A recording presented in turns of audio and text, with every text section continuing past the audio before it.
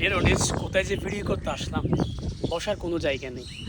ওইখান থেকে হেঁটে হেঁটে নিচে হচ্ছে একটা ভেজা মাটি, মানে হাঁটা যায় না, স্লিপ করে পা, মানে মনে হচ্ছে পিছলে পড়বো ওই অবস্থা। এই যে দেখতে পাচ্ছেন তোমার এই অনেক কষ্টের বিনিময়ে শেষ পর্যন্ত একটা চেয়ার পেলাম, এই বাংলা চেয়ারটাকে এই বাংলা দিতে চেয়ারটা পেলাম।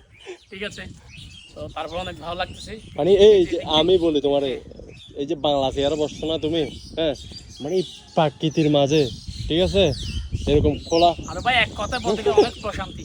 সবচেয়ে এই যে এদিকে আপনার ডান পাশে শুনতে পাচ্ছেন পাখির আওয়াজ, পাখির আওয়াজ, হ্যাঁ, এটা কিন্তু একটা আওয়াজ, এটা কিন্তু খুব ইন্টারেস্টিং না? খুব ইন্টারেস্টিং। আশেপাশে চারদিকে হচ্ছে পাখি, আশেপাশে কিন্তু তেমন মানুষজন নাই, হ্যাঁ, মানে একেবারে খোলা একটা জায়গা, প্রাকৃতিক দৃশ্য, হাওয়া বাতাস সবকিছু যদি আপনি পেতে চান এই জায়গাতে আপনাকে আসতে হবে।